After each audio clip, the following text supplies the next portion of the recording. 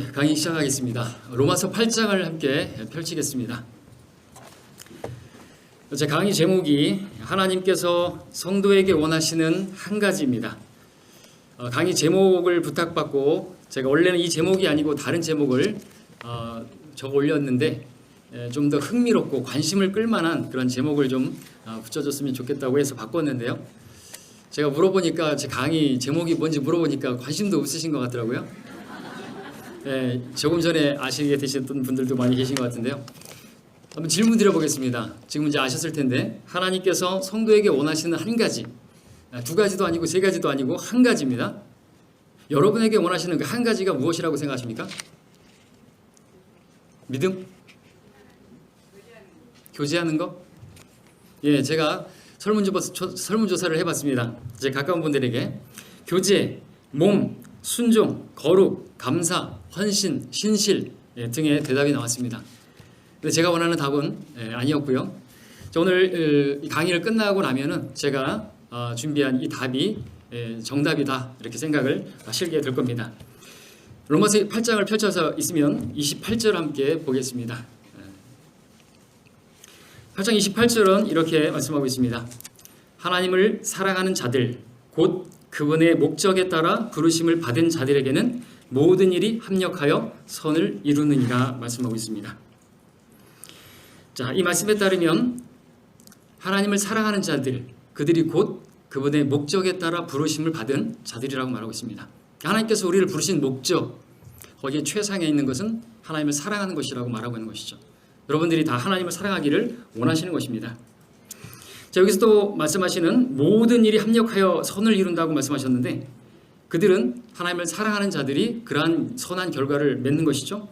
그리고 35절에서 바로 이 모든 일이 나오는데 환난이나 곤경이나 박해나 기근이나 헐벗음이나 위험이나 칼과 같은 그런 고난들입니다. 이런 일들까지도 합력하여 그런 일들을 당한다 할지라도 결국에 선을 이루어낼 수 있는 사람들이 누구냐 하니까 하나님을 사랑하는 자들이라는 것이죠. 그래서 그 37절에도 보시면 그러나 이 모든 일에서 우리를 사랑하시는 그분으로 말미암아 우리가 이기는 자들보다 더 나으니라 그랬습니다. 과연 그런 고문과 또 박해와 또 죽음의 위협 가운데서도 이겨낼 수 있는 사람이 누구겠습니까? 하나님을 사랑하는 자들인 것이죠. 그래서 하나님께서 성도에게 바라시는 한 가지가 있다면 그것은 여러분 모두가 하나님을 사랑하는 자가 되기를 바라신다라는 것입니다. 자, 이렇게 말씀을 확신 있게 제가 드릴 수 있는 것은 하나님의 첫째가는 큰 계명이 바로 이것이기 때문에 그렇죠. 너는 내 마음을 다하고 혼을 다하고 생각을 다하여 주 너의 하나님을 사랑하라. 이것이 첫째며 큰 계명이니라 말씀하고 있습니다. 이 계명이 얼마나 중요한지 가장 큰 계명이고 첫째가는 계명이라고 말씀하고 계십니다. 디모데전서 1장 5절에서는 이런 말씀이 있죠. 이제 계명의 목적은 순수한 마음과 선한 양심과 가식 없는 믿음에서 나오는 사랑이거늘. 계명의 목적, 이 계명은 하나님 말씀을 말하죠. 하나님 말씀을 우리에게 주신 목적, 순수한 마음으로 하나님을 사랑하고 선한 양심으로 하나님을 사랑하고 가식 없는 믿음으로 하나님을 사랑하는 거기에 하나님께서 성경을 주신 목적이 있다 말씀드릴 수 있죠. 하나님 말씀으로 하나님과 교제하게 되면 하나님을 알게 되고 하나님을 알게 된 성도들은 모두가 하나님을 사랑하는 자가 될 수 있습니다. 또 반드시 그렇게 되어야만 하죠. 영적 성장의 완전함은 사랑이기 때문에 그렇습니다. 베드로후서 1장에는 그리스도인의 영적 성장의 8단계가 나옵니다. 그리스도인의 성장 8단계, 믿음의 덕, 지식, 절제, 인내, 경건, 경건의 형제 우애, 그 다음에 사랑을 더하라 말씀하고 있습니다. 자, 믿음으로 시작해서 사랑으로 온전하게 되는 것이죠. 골로새 3장 14절에서도 이 모든 것 위에 사랑을 더하라. 이것이 온전함의 띠니라 말씀하고 있습니다. 자, 하나님께서 우리에게 하나님을 사랑할 것을 계명으로 주셨습니다. 이 계명은 다른 말로 명령입니다. 영어로는 같습니다. 자, 하나님께서 우리에게 하나님을 사랑하라고 명령하고 계십니다. 여러분들 그런데 이 말씀이 좀 모순처럼 들리지 않습니까? 왜 그렇습니까? 사랑은 명령한다고 해서 할 수 있는 게 아니기 때문에 그렇죠. 사랑과 명령만큼 어울리지 않는 것도 없기 때문에 그렇죠. 어떤 남자가 한 여자에게 너는 나를 사랑해야 한다. 다른 누구도 사랑해서는 안 된다. 오직 나만 사랑해야 된다. 이것은 명령이다. 이렇게 어떤 남자가 말했다면 어떤 모습이 떠오릅니까? 조폭이나 사이코패스 같은. 자, 그러나 사랑을 명령하신 분께서 하나님이시라면 이야기는 달라지는 것입니다. 왜냐하면 하나님은 사랑이시기 때문에 그렇죠. 하나님께서 우리에게 이처럼 사랑을 요구하셨다는 것은요, 하나님께서 이처럼 우리를 사랑하시기 때문입니다. 요한일서 4장 19절에서 우리가 그분을 사랑하는 것은 그분께서 먼저 우리를 사랑하셨습니다. 이 세상에 많은 종교들이 있고 신들이라 불리는 많은 우상 신들이 존재합니다. 그런데 자신을 믿고 숭배하는 대상을 향해서 자신을 사랑하라고 요구하는 신은 없습니다. 오직 우리 하나님밖에 없습니다. 여러분, 다른 종교인들이 자기가 숭배하는 대상에게 사랑한다고 고백하거나 노래하는 것을 들어본 일이 없을 것입니다. 그 이유는 그 신들은 죽은 신들이기 때문에 그렇죠. 죽은 신은 사랑이 뭔지도 모르고 그렇기 때문에 사랑할 수도 없고 사랑을 요구할 수도 없는 것입니다. 입이 있어도 말할 수 없고 귀가 있어도 듣지 못하고. 여러분, 코란에서 발견할 수 없는 단어가 있습니다. 코란에는 한 번도 안 나오는 단어가 있습니다. 무엇인지 아십니까? 짐작하시죠? 사랑이라는 단어가 한 번도 나오지 않습니다. 우리 하나님께서 하나님을 섬기는 자들에게 사랑을 명령하고 계십니다. 계명으로 주셨습니다. 자, 근데 이것을 우리가 이상하게 생각하거나 부담스럽게 생각하거나 좀 떨떠름하게 생각할 필요는 없습니다. 오히려 감사하고 기뻐해야 합니다. 왜냐하면 명령하셨다는 것은 그만큼 우리의 유익을 위해서 그것을 명령하셨기 때문에 그렇습니다. 하나님께서 성경에서 명령하신 것들이 많은데 그것들은 다 우리의 유익을 위한 것입니다. 여러분, 우리 자녀들에게 여러분들 어머니들 잔소리 많이 하죠? 명령하죠? 어떻게 할 때는 찻길 건널 때는 손 들고 건너야 되고 파란불에 건너야 하고 양치질을 해야 되고 그 다 주지 않습니까? 왜 그럽니까? 그 아이들을 위해서 하는 거 아닙니까? 마찬가지입니다. 하나님께서 명령하셨다면 한 예로 성경에서 기도는요 다 명령형으로 나오고 있습니다. 기도하라. 쉬지 말고 기도하라. 항상 기도하고 다 명령형으로 말씀하고 있습니다. 기도했으면 좋겠다. 이런 게 아닙니다. 자, 기도하면 누가 좋습니까? 기도 응답 받으면 누가 좋습니까? 우리가 좋은 것이죠. 예, 그와 같이 하나님께서 우리에게 명령으로 주신 것들은 다 우리의 유익을 위해서 여러분들을 사랑하시기 때문에 그만큼 강조하시기 막 그렇게 해야 되기 때문에 필요하니까 그렇게 명령으로 주신 것이다. 이해하면 맞습니다. 하나님을 사랑하는 것이 얼마나 우리에게 유익한가, 중요한가, 그것은 절대적이라고까지 말할 수 있습니다. 자, 저는 이제 본 강의에서 하나님을 사랑하는 자에게 주어지는 그 유익이 얼마나 대단한 것인가 크게 두 가지로 말씀을 드릴 텐데요. 하나님을 사랑하는 자가 무슨 일을 할 수 있는가, 하나님을 사랑하는 자가 어떤 일을 할 수 있는가를 말씀을 드림을 통해서 하나님을 사랑하는 것이 성도에게 얼마나 유익한지 그것을 말씀을 드리고자 합니다. 자, 본문에 줄 넣어놓으시고요. 이것을 알기 위해서 우리가 고린도전서 13장 가서 잠시 보고 오겠습니다. 고린도전서 13장 1절부터 3절까지 잘 아시는 말씀이지만 함께 보겠습니다.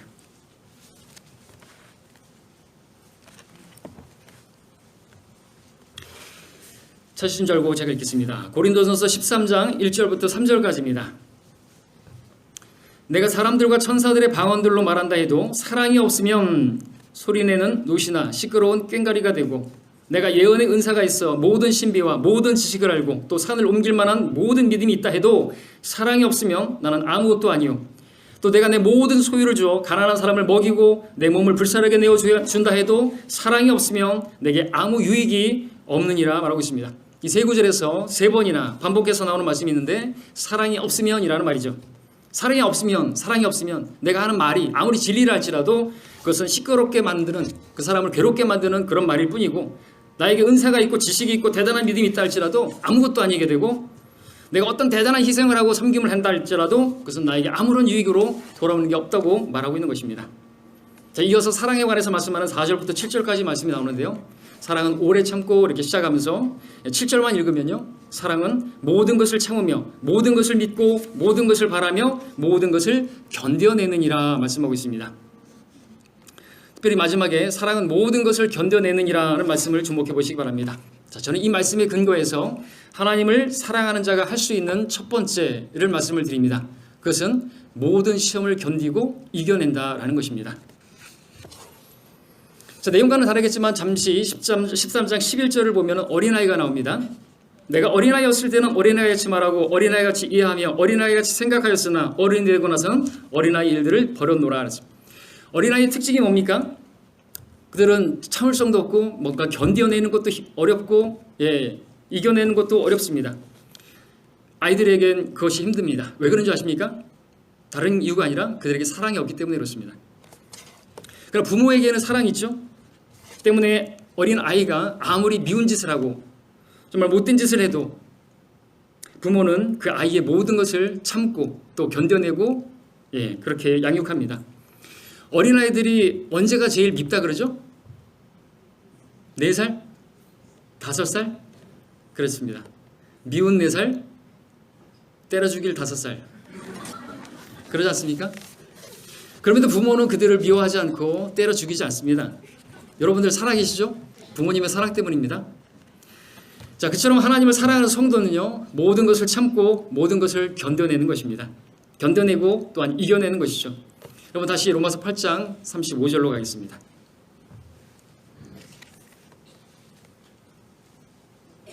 8장 35절에서 누가 우리를 그리스도의 사랑에서 떼어놓을 수 있으리요? 환난이나 곤경이나 박해나 기근이나 헐벗음이나 위협이나 칼이랴. 반문하고 있습니다. 그럴 수 없다는 것이죠. 38절 39절도 제가 읽습니다.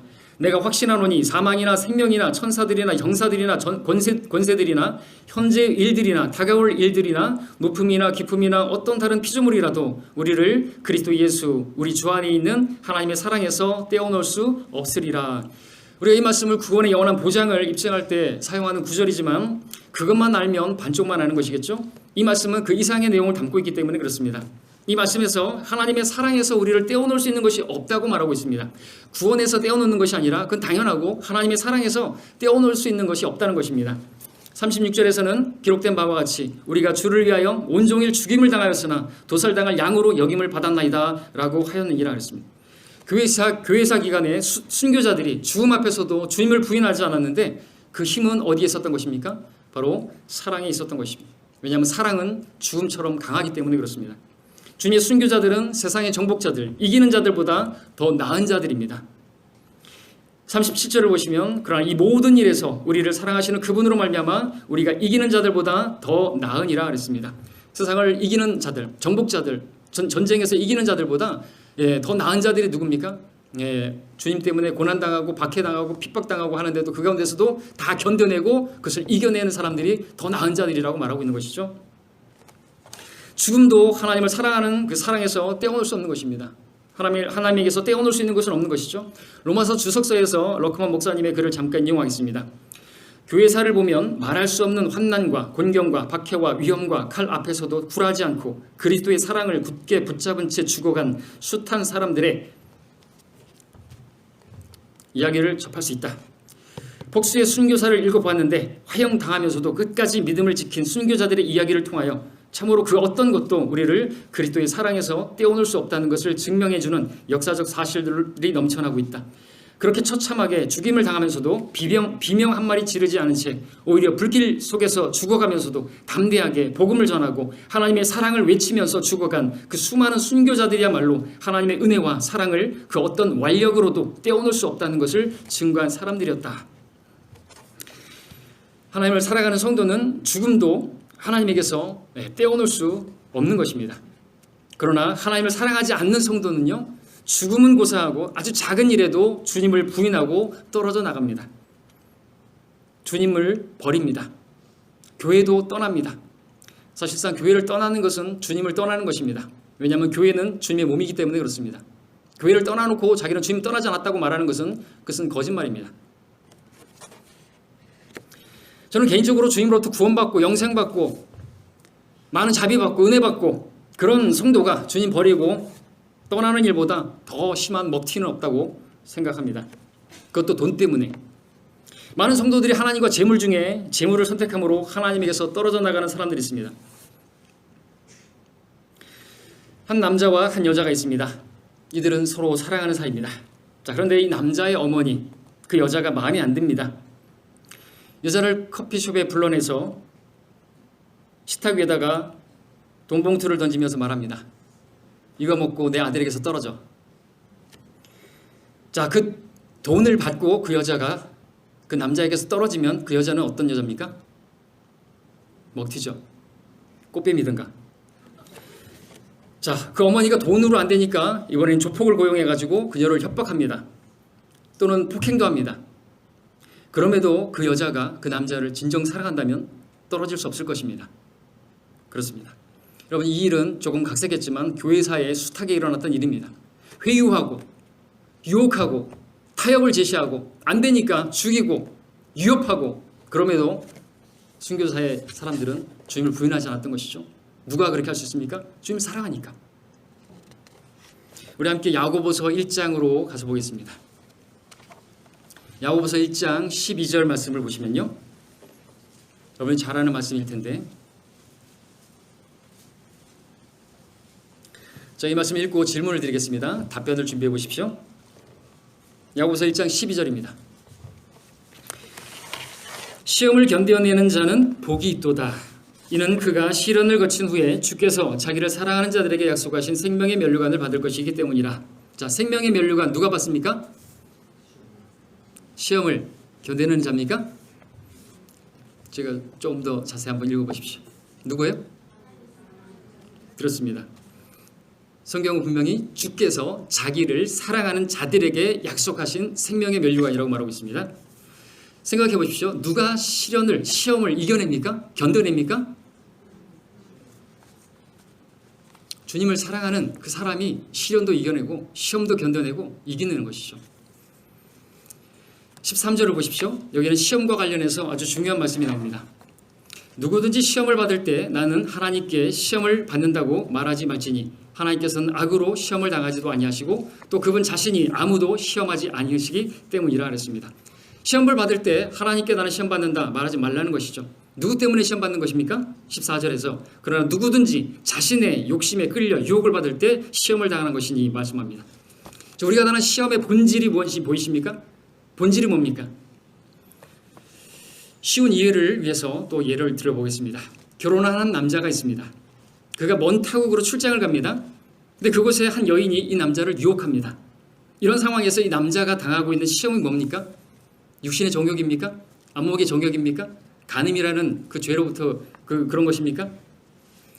이 남자는 아내를 사랑하는지에 대해서 시험을 받고 있는 것입니다.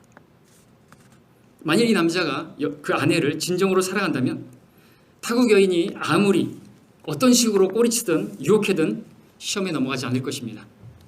이 남자를 간음으로부터, 그러한 죄로부터 지켜주고 시험을 이기게 만드는 것은 다름 아닌 아내를 향한 사랑이죠. 이처럼 성도가 만나는 모든 시험의 본질은 그 성도가 하나님을 사랑하고 있는지에 대한 시험인 것입니다. 그러나 하나님을 사랑하는 자에게는 어떤 종류의 시험도 전혀 문제가 되지 않는다고 말하고 있습니다. 그걸 다 이겨내고 견뎌내기 때문이죠. 하나님을 사랑하는 자들에게는요, 불같은 시련도 견디고 이겨냅니다. 그들에게 죽음도 전혀 위협이 안 됩니다. 잠시 여러분들 구약 성경에 나오는 인물들을 한번 생각해 보십시오. 그 중에서 저는 사드락과 메삭과 아벳느고를 여러분에게 한번 조명해 보기를 원합니다. 자, 그들이 포로가 되어서 타국 땅에 있게 되었습니다. 타국 땅에 있게 된 그들에게 불같은 시련이 찾아왔습니다. 그 시험은 금 형상의 절하라는 것입니다. 그렇지 않으면 용광로에 던져질 것이다 라는 것이었습니다. 자, 그들이 그 형상에게 절하면 무엇이 되는 것입니까? 영적 간음을 저지르는 것이죠. 때문에 그들은 경배하지 않았습니다. 그러자 그들은 죽음에 처하게 되었고, 그런 상황에서 다시 한번 느부갓네살 그 시험하는 자가 와서 다시 한번 타협을 원합니다.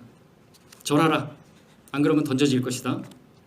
그럼에도 불구하고 그들은 그 유명한 고백을 했죠. 그런 위대한 고백을 했습니다. 어떻게 그렇게 담대하게 정말 그런 고백을 할 수 있었을까?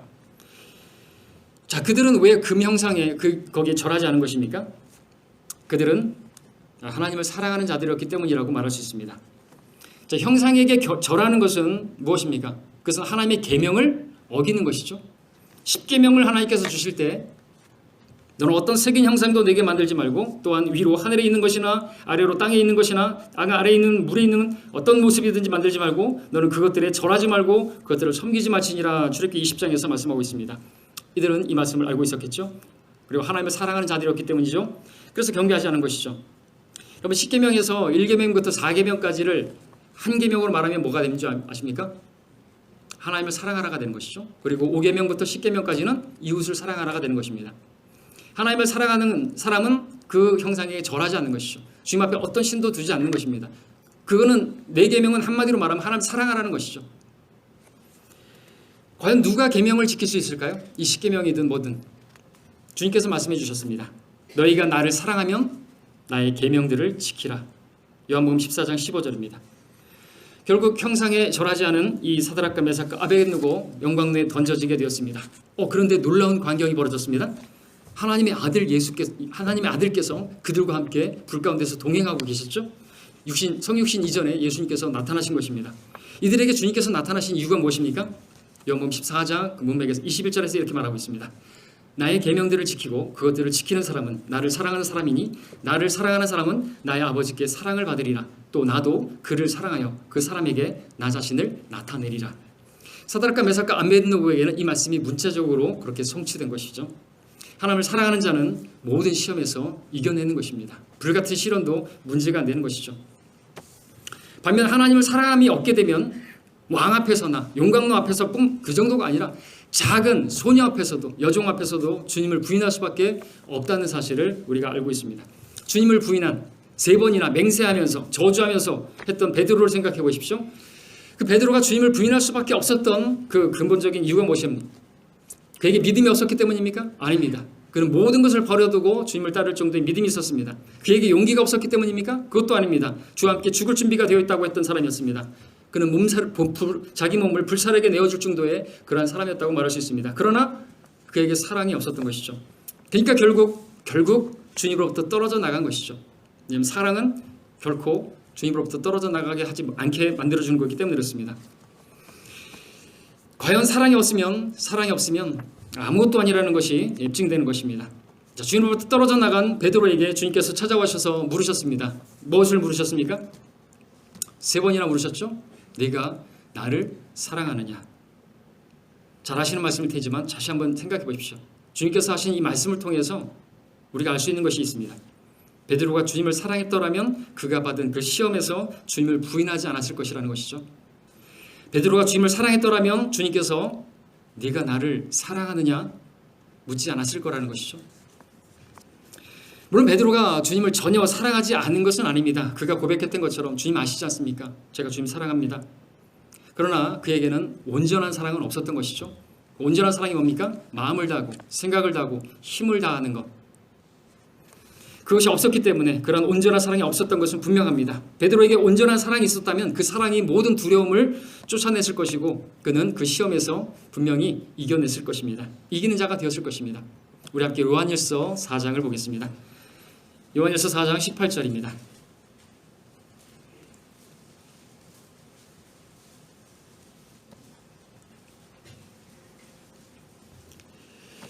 사랑 안에는 두려움이 없나니 온전한 사랑은 두려움을 쫓아내느니라. 이는 두려움에는 고통이 있음이라. 두려워하는 자는 사랑 안에서 온전해지지 못하였느니라 말하고 있습니다. 베드로에게는 사랑은 있었을지 모르겠지만 온전한 사랑, 마음을 다하고 생각을 다하고 힘을 다해 사랑했다면 그 두려움이 있을 자리가 없게 되겠죠. 그러면 부인하지 않았을 것입니다. 주님으로부터 떨어져 나가지는 않았을 것입니다. 위험이나 칼이나 환난이나 이 정도가 아니라 그냥 소녀 앞에서도 그렇게 부인하는 사람이 될 수밖에 없는 것은 하나님의 사랑함이 없으면 이렇게 된다는 것을 보여주는 것이죠. 아무리 자신의 믿음의 고백이 옛날에 대단했고 어때다 할지라도 작은 시련 앞에서도 돈 앞에서도 주님을 부인하는 것이 우린 것입니다.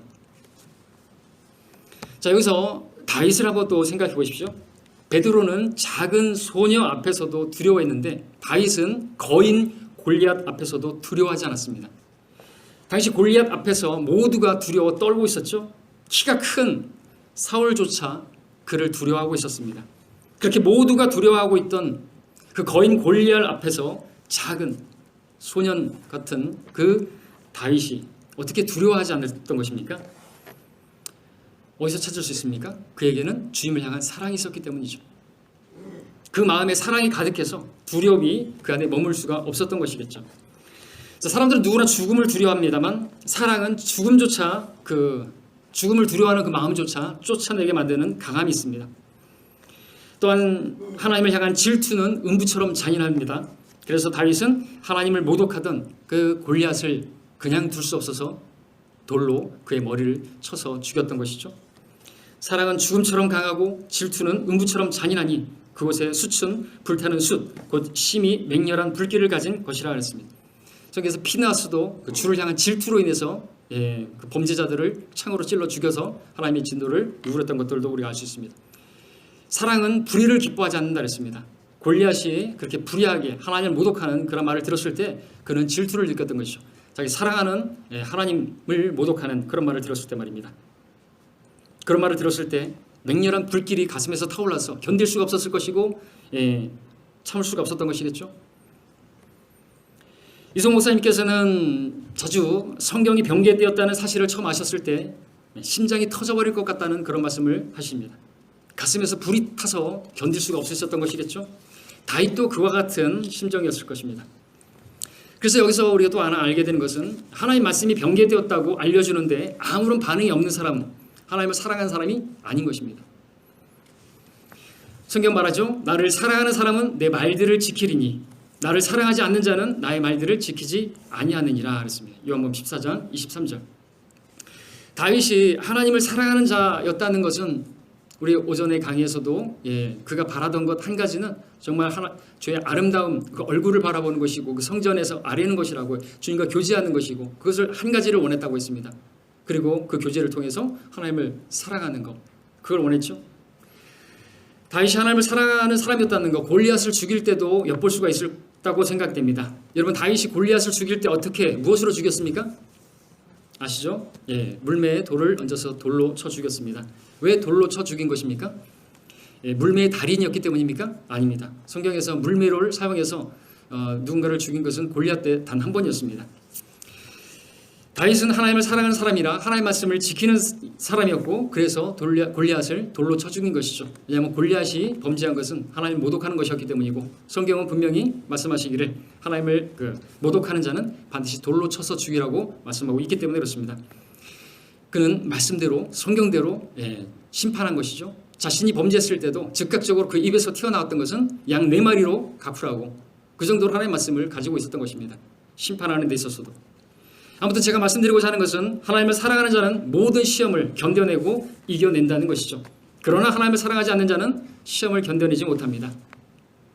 그리고 세상을 사랑해서 세상의 유혹에 넘어가서 하나님을 떠나게 되죠. 요한일서 펼쳐져 있습니까? 2장 15절 보십시오. 요한일서 2장 15절을 보시면 세상에 있는 것들도 사랑하지 말라. 누구든지 세상을 사랑하면 아버지를 사랑함이 그 안에 있지 아니하니. 아버지를 사랑함이 없으면 하나님을 사랑하지 않는 사람은 세상을 사랑하게 되어 있습니다. 세상을 사랑하는 것은 세상의 시험에 빠진 것이고 세상에 넘어가 버린 것이죠. 누가 세상 앞에 무릎 꿇습니까? 누가 세상의 유혹에 그걸 견디지 못하고 하나님을 떠납니까? 세상을 사랑해서 그렇게 떠나갑니까? 하나님을 사랑함이 없는 사람이 떠나가는 것입니다. 여러분은 어떻습니까? 여러분은 하나님을 사랑하는 분이십니까? 자, 두 번째로 하나님을 사랑하는 자가 할 수 있는 일이 무엇인가? 하나님의 모든 말씀을 이룬다라고 말씀을 드립니다. 함께 로마서 13장 보겠습니다. 로마서 13장 8절부터 10절까지 보겠습니다.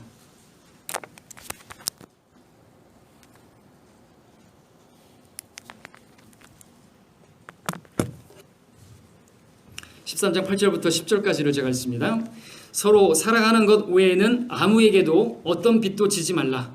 다른 사람을 사랑하는 사람은 율법을 이룬 것이니라. 이는 이것 즉 너는 간음하지 말지니라, 너는 살인하지 말지니라, 너는 도둑질하지 말지니라, 너는 거짓 증거하지 말지니라, 너는 탐내지 말지니라 한 것과 그 외에 다른 계명이 있을지라도 이 말씀으로 모든 요약될 수 있음이니 즉 너는 내 이웃을 내 자신과 같이 사랑하라는 것이라. 사랑은 자기 이웃에게 악을 행치 아니하느니라. 그러므로 사랑은 율법의 완성이니라. 이 말씀에 따르면 많은 계명들이 있는데 너는 내 이웃을 내 자신과 같이 사랑하라는 이 한 계명으로 모두 요약된다고 말하고 있습니다. 이 계명, 이 한 계명을 가지게 되면 다 지킨다는 것이죠. 왜냐하면 사랑은 자기 이웃에게 악을 행치 아니하기 때문이라는 것입니다. 때문에 사랑은 율법의 완성이고 그러므로 다른 사람을 사랑하는 사람은 율법, 즉 하나님의 모든 말씀을 다 이루는 것이라고 말하고 있는 것이죠. 하나님의 많은 말씀들이 있습니다. 우리에게 여러 말씀들을 주셨습니다. 그 모든 말씀들을 이룰 수 있는 비결은 한 가지 계명을 지키는 데 있습니다. 그 계명은 바로 이웃을 사랑하라는 것입니다. 갈라디아서 5장 13절 14절에도 말합니다. 온 율법이 한마디 말, 즉 이 말로 이루어졌으니 내 이웃을 내 자신과 같이 사랑하라는 것이라. 로마서 13장 9절을 제가 다시 한번 읽겠습니다. 이는 이것, 즉 너는 간음하지 말지니라, 너는 살인하지 말지니라, 너는 도둑질하지 말지니라, 너는 거짓 증거하지 말지니라, 너는 탐내지 말지니라 한 것과 이 외에 다른 계명 있을지라도 이 말씀으로 모두 요약될 수 있음이니 즉 너는 내 이웃을 내 자신과 같이 사랑하라는 것이라. 이것은 10계명에서 5계명은 이제 부모에게 공경하라는 말씀 빼고 6계명부터 10계명까지가 나오겠죠. 이거는 사람들과의 관계입니다. 이웃과의 관계에 관한 그런 말인 것이죠. 그것을 한마디로 말하면 이웃을 사랑하는 것입니다. 그 위에 1계명부터 4계명은 하나님을 사랑하는 것이고요. 사랑과 관련된 계명이라는 것입니다. 자, 사람들이 왜 간음합니까? 왜 살인합니까? 왜 이웃의 것을 도둑질합니까? 왜 이웃에게 거짓 증거합니까? 왜 이웃의 물건을 탐내는 것입니까? 그들에 대한 사랑이 없기 때문입니다. 더 말할 수 있을 것입니다. 왜 이웃에게 오래 참지 못합니까? 왜 이웃에게 친절하지 않습니까? 왜 이웃을 시기하게 하는 것입니까? 왜 그에게 자랑하려고 하고, 왜 교만하게 행하고, 왜 무례하게 행하고, 왜 이웃의 것이 아닌 왜 이웃이 아닌 자신의 유익만 추구하고, 왜 급히 성내고 악을 생각하고, 왜 모든 것을 참지 못하고 그에 대해서 믿지 못하고 바라지도 않고 그의 모든 것을 견뎌내지 못하고 견딜 수 없어서 화를 내고 분을 내고 그러는 것입니까? 더 말해볼 수 있겠죠? 왜 그 형제를 판단하고 업신여기고, 왜 미워하고 험담하고 헐뜯고, 왜 상처를 주고, 왜 그와 같은 악을 행하는 것일까요? 그들을 사랑함이 없기 때문에 그렇습니다. 이것을 생각해 보십시오. 또 비유를 들어보겠습니다. 제가 여러분을 사랑한다면 여러분을 위한 많은 계명이 필요치 않을 것입니다. 제가 여러분을 사랑한다면 저는 여러분에게 어떤 악을 행하지 않을 뿐만 아니라 하나님께서 여러분에게 행하라고 하신 말씀들이 무엇인지 몰라도 다 행하게 될 것입니다. 그러나 제가 여러분을 사랑하지 않는다면 여러분을 위한 하나님의 모든 계명이 무엇인지 잘 알고 있을지라도, 가르치고 있다 할지라도 저는 그 모든 계명들을 다 어겨버릴 것입니다. 좀 더 쉬운 비유를 위해서 또 비유를 한번 드리겠습니다. 남편이 또 출장 갑니다. 자주 출장 가죠. 자, 타국으로 출장 가는 남편을 한번 예를 들어보겠습니다. 죄의 도시 라스베가스로 해외 출장을 갑니다. 아내는 못 믿어서, 남편이 못 믿어서 잔소리를 들어듣습니다. 어디는 가지 말고, 무엇은 하지 말고, 누구누구는 만나지 말고, 어디 어떤 여자들에게 눈길 주지 말고, 무엇 손대지 말고, 맛보지 말고, 어떤 거 쳐다보지도 말고 신신당부합니다. 그래도 불안해가지고 그 내용들을 종이에 써서 적어줍니다. 그 종이를 잊어버릴까봐 몇 개나 적어서 여기저기 넣어둡니다. 그런데 말입니다, 그 남편이 자기 아내를 마음과 생각을 다해서 그렇게 사랑한다면 그런 종이 쪽지들이 필요할까요? 필요 없는 것이죠. 반대로 그 남편이 자기 아내를 사랑하는 게 없다면 아무리 종이 쪽지를 여기저기 갖다 놓고 아무리 잔소리해도 다 쓸데없는 소리입니다. 그리고 종이 쪼가리는 휴지 조각에 지나지 않습니다. 많은 성도들이 교회 생활에 실패합니다. 사람 때문에 상처받고 실족해서 교회를 떠납니다. 근본적인 원인이 어디 있다고 생각하십니까? 한마디로 정리됩니다. 그들을 사랑하지 않기 때문입니다. 그들을 사랑하기만 하면 그들을 향한 하나님의 많은 말씀, 모든 말씀을 이룰 수 있습니다. 자, 그런데 그러면 왜 그들을 사랑하라는 그 하나의 계명도 지키지 못하는 것입니까? 왜 이웃을 사랑하라는 그 한마디의 말씀도 못 지키는 겁니까? 그 이유는 하나님을 사랑함이 없기 때문에 그렇습니다. 요한일서 4장을 보겠습니다. 요한일서 4장 20절, 21절. 제가 찾아보는 구절은 너무나 잘 아는 말씀이죠. 많이 들었던 말씀이죠. 여러분 목사님들을 통해서 설교를 많이 들었던 말씀들이죠. 4장 20절, 21절 제가 읽겠습니다. 어떤 사람이 나는 하나님을 사랑하노라 하면서 자기 형제를 미워하면 그는 거짓말쟁이라. 눈으로 본 형제를 사랑하지 않는 자가 본 적이 없는 하나님을 어떻게 사랑할 수 있겠느냐. 이것이 우리가 그분께 받은 계명이니 하나님을 사랑하는 자는 자기 형제도 사랑해야 하느니라. 다시 말하면 하나님을 사랑하는 자는 자기 형제도 사랑하는 것은 자동으로 이루어지는 것입니다. 하나님을 사랑하는 것이 없이 이웃을 사랑하는 것은 불가능합니다. 첫 단추가 잘못 껴지면 다 잘못 껴지는 것입니다. 주님께서는 첫째가는 큰 계명을 말씀하실 때 하나님을 사랑하라고 말씀하시면서 이것이 첫째며 큰 계명이라고 말씀하시면서 둘째는 이와 같으니라고 말씀하셨는데 하나라는 것입니다. 같은 것이에요. 따로가 아니라는 것입니다. 내 이웃을 내 자신과 같이 사랑하라 하셨습니다. 주님의 말씀에 따르면 가장 첫째가는 큰 계명, 하나님을 사랑하는 것이고, 둘째 계명은 이웃을 사랑하는 것입니다. 이웃을 사랑하는 계명보다 하나님을 사랑하는 계명이 먼저 나옵니다. 그래서 하나님을 사랑하라는 첫째 계명을 어기게 되면 자동으로 둘째 계명인 이웃을 사랑하는 계명도 어기게 되는 것이죠. 그러므로 형제 자매를 사랑하지 않는 사람은 이유는 하나님을 사랑하지 않기 때문입니다. 가장 큰 죄를 짓는 것이에요. 여러분 옆에 있는 형제 자매 사랑하시죠? 여러분 옆에 있는 형제 자매 사랑하시죠? 당연하죠. 그러니까 옆에 있죠. 저쪽에 멀리하고 있는 성도는요. 교회 때마다 주일 때마다 여러분들 멀리 두고 있는 성도는요. 왜 멀리 두고 있죠? 왜 그와는 같이 함께하지 않죠? 왜 옆에 두고 있지 않죠? 십계명은 그렇게 하나님과의 관계를 그리고 이웃과의 관계를 말씀하고 있습니다. 그것은 다 사랑에 관한 문제입니다. 하나님을 사랑하는 것 그리고 이웃을 사랑하는 것입니다. 하나님을 사랑하면 이웃도 사랑할 수 있다고 말씀해주고 계십니다. 자, 이제 우리는 모두 이러한 계명을 주신 분 앞에 서게 될 것입니다. 만일 하나님께서 어느 한 계명이 다른 모든 계명보다 더 크다고 말씀하셨다면 우리가 그분 앞에 설 때, 그리스도의 심판석 앞에 서게 될 때 우리에게 어떤 질문이 가장 먼저 던져질지 예상하는 것은 어렵지 않을 것입니다. 왜 첫째 계명, 둘째 계명 이렇게 말씀하시면서 말씀하셨겠습니까? 중요하니까 그렇죠. 우리는 주님 앞에 섰을 때 왜 첫째 계명에 순종하지 않았는지, 왜 첫째 계명에 순종하지 않았는지 그렇게 해명해야 될 것입니다. 그리스도 심판석이 나오는 로마서 14장에 이런 말씀이 나오죠. 그런데 너는 어찌하여 내 형제를 판단하느냐? 어찌하여 내 형제를 업신여기느냐? 우리 모두가 그리스도의 심판석 앞에 서리라. 형제를 사랑하지 않고 오히려 미워하고 업신여기는 일은요, 주님의 새 계명을 어긴 것이고요, 교회를 향한 계명을 어긴 것이고요, 그것은요 그리스도 심판석에서 우리가 해명해야 될 일인데 그것은요 사실상은 하나님을 사랑하지 않은 첫째 계명을 어긴 것에 대한 해명이 되는 것입니다. 하나님을 사랑하지 않았기 때문에 그 계명을 깨져버리니까 형제의 사랑도 깨져버리는 것이에요. 교회를 떠나는 사람들, 형제들과의 다툼, 목사와의 다툼, 본질은 어딘 줄 아십니까? 하나님을 사랑함이 없기 때문에 그래요. 거기서 깨졌기 때문에 여러분 처음에는 얼마나 사랑스러웠습니까? 어떻게 사랑이 근데 변합니까?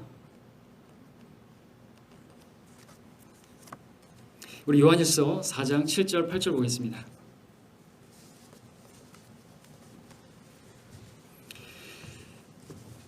사랑하는 자들아 우리가 서로 사랑하자. 이는 사랑이 하나님께 속한 것이기 때문이라. 사랑하는 사람은 누구나 하나님께로부터 태어났으며 또 하나님을 아느니라. 사랑하지 아니하는 자는 하나님을 알지 못하나니 하나님은 사랑이시기 때문이라. 어려운 말씀이 아니죠? 성경은 사랑하지 않는 자는 하나님을 알지 못하는 자라고 말하고 있습니다. 자, 우리가 하나님을 아는 사람이라면 하나님을 사랑하는 사람일 것이고, 하나님을 사랑하는 사람이라면 우리는 이웃을 사랑할 것입니다. 우리 형제자매를 사랑할 것입니다. 여러분 그런 것입니까? 강의를 마무리하겠습니다. 하나님께서 성도에게 원하시는 한 가지, 이제 대답할 수 있겠습니까? 그리고 이게 최상의 답이라고 여러분들 동의하시겠습니까? 하나님을 사랑하는 자가 되는 것입니다. 자, 저는 하나님을 사랑하는 자가 무엇을 할 수 있는지에 대해서 말씀을 드렸습니다. 하나님을 사랑하는 자는 모든 시험을 견뎌내고 모든 시련도 이겨내고 하나님의 모든 말씀을 다 이룰 수 있는 사람이 바로 하나님을 사랑하는 자라고 말했습니다. 자, 성도가 유혹에 빠지고 시험에 넘어지고 성도들과 하나 되지 못하고 미워하고 하는 그 모든 원인은 다른 데 있지 않습니다. 힘이 없어서도 아니고 능력이 없어서도 아니고 지식이 없어서도 아니고 하나님의 사랑이 없기 때문에 그렇습니다. 사랑이 없으면 그런 모든 것들이 다 깨지는 것이죠. 내가 만나는 모든 시험 앞에서도 내가 상대하는 모든 사람들, 관계들 다 깨트려 버리는 것이 무엇입니까? 하나님을 사랑하지 않는 데서부터 비롯되는 것이요. 자, 이제 여러분들 실패 원인을 아셨죠? 승리하기를 원하시죠? 그렇다면 하나님께서 원하시는 한 가지, 여러분에게 바라시는 그 한 가지를 이루는데 그것은 바로 하나님을 사랑하는 자가 되는 것입니다. 이 사랑을 추구하길 바랍니다. 그럼 여러분들 모든 시험에서 승리하게 될 것이고 여러분 하나님 모든 말씀을 이루시는 정말 그런 분들이 되실 것입니다. 마치겠습니다.